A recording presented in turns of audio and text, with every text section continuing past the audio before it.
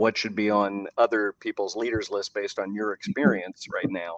Yeah. But you've given so much good stuff that I think what I'm just going to do is propose that you come back on after you've had a little bit of time, because I want to pressure test some of this stuff, right? Because, like with enablement and with that kind of open access, that can tip too far. Any good thing can become a bad thing, right? And so how do you manage that? And I think I've got an idea of how you will, but I can't wait to hear.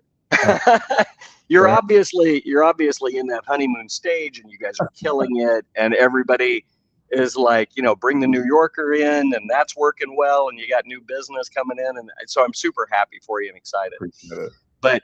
But I do want to ask before we cut loose, because I could talk to you for another 10 hours, but if I'm listening to this and I'm running a company, maybe I'm like Tom Luckie, and I've had a business for a long time and I'm doing really well, but I know something is amiss. Sure. What would you say should be on their leaders list? What should they go and think about and do as soon as they push stop on this podcast? I mean, again, I know I just said it, but stop thinking you have to solve it all up in your head, right? Mm-hmm.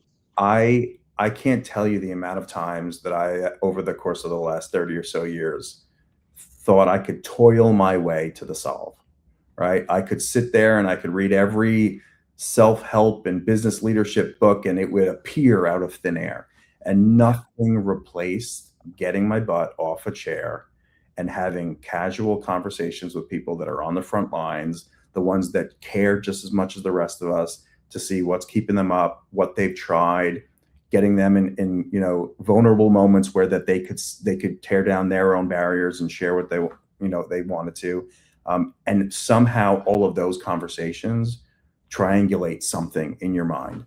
And I think if you're going to the well and your own thoughts and your own dogma and your own kind of like experience over and over and over, at some point you're going to run up against it. But it is amazing when you kind of get inspired by either a younger generation, someone who is generally inquisitive about the space, someone who even may not love the space, and what their internal kind of dialogue is. You kind of see what a place needs. Either it's functionally what it needs from a skill set standpoint, emotionally, culturally, but I can't tell you how much sitting in these offices, just sitting in your own little cocoon, I think can be damaging over time. And how powerful having vulnerable, open, candid, transparent conversations with your crew can be, which is why I could talk about this for 10 hours as well, because I just think that it's not just a nice to have. It doesn't just make you feel warm and fuzzy. As a leader, it makes you so much better at your job. And I think the only thought that it will be a big spiral for anyone who's in a leadership position is saying, I think because I've made it and I have a CEO title or I have a chairman title, I'm supposed to know all the answers. I think that is a quick line to being obsolete and irrelevant, versus actually, when you get to that moment, increasing your level of humility and actually understanding that you probably need more people than less at those moments.